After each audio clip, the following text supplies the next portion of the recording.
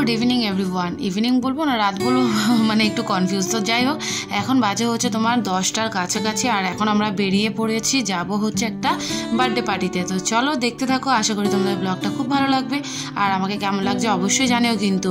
তো ওইদিকে দেখো রিমো আর রিমোর বাবা আসছে, মানে অতনু আসছে, আর দেখো বসে পড়েছি বাইকে, আর সামনে যেহেতু হেলমেটের ব্যাপারটা নেই, আর হাতে রয়েছে গিফট, একটা সফট টয় নিয়েছিলাম ওর জন্য। আর রিমোকে তো পুরো প্যাক করতেই হবে, না হলে ওর তো জানোই ঠান্ডার ধাত, আমি আর মাথায় কিছু দিইনি।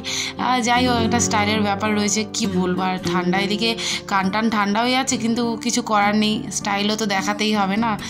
ছাড়ো আমার কথা, আমি ওরকমই আর কি ভুলভাল বকতেই থাকি। তো ফাইনালি পৌঁছে গেছি ভুলভাল বকতে বকতে। আর দেখো রিমোর পিঠে ব্যাগটা কেমন লাগছে অবশ্যই জানিও। আর এখানে একদমই আমরা যে সময়টা এসেছিলাম সবাই খাওয়া দাওয়ায় ব্যস্ত, কারণ 10টা সাড়ে 10টায় তো আর কেউ কেক কাটবে না। আর এই হচ্ছে আমাদের বার্থডে গার্ল, মিষ্টি বার্থডে গার্ল। সবাই ওকে উইশ করো, আশীর্বাদ করো, খুব ভালো থাকে, খুব বড় হয় যেন। আর ব্যাস, রিমো যখন এখানে চলে এসেছে, এত জিনিসপত্র, এত ছোট ছোট, ওর মতো আরও কয়েকটা ফ্রেন্ড পেয়ে গেছে, ওকে আর কে আটকায় বলো।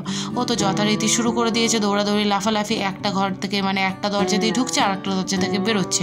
ওকে মানে কোথাও নিয়ে গেলে না আর কন্ট্রোল করা যায় না, জানো না, একটুও কথা শুনতে চায় না, একটুও না। এই হচ্ছে বার্থডে গার্লের বাবা আসছে। আর এখানে এবার দেখো সবাই অলমোস্ট খাচ্ছে, আর আমি তো মানে বসবো একটা জায়গায় সেটারও জো ছিল না। তো গিয়ে আমরা প্রথমে কফি খেয়েছিলাম, কফি বলছি কেক খেয়েছিলাম, আর খেয়েছিলাম চিকেন পকোড়া। তারপরে রিমো এত দুষ্টুমি করছে, আর পরের দিন স্কুলও ছিল, ওই জন্য আর দেরি না করে খাবার নিয়ে হাজির। এখানে খাবারের মধ্যে ছিল ফ্রাইড রাইস, তারপরে ছিল মাংস কষা, তারপরে ছিল তোমার radhaballabhi chana masala, egg devil salad, চাটনি পাঁপড়, মিষ্টি, এইগুলো ছিল খাবার।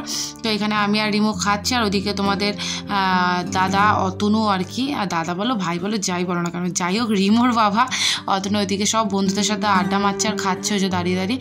তো আমরা তো দাঁড়িয়ে খেতে পারবো না, আর রিমোকে নিয়ে যা প্রবলেম হচ্ছিলো মানে তোমাদের বলে বোঝানোর মতো না।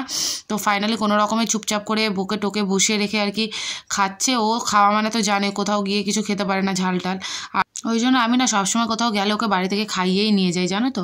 তো ওখানে গিয়ে যা খাবে খাবে আর কি, সেটুকুনি ওর পেটে থাকলো। তো চলো, ব্লগটা কেমন লাগলো অবশ্যই জানিও, ভালো লাগলে লাইক কমেন্ট করে দিও।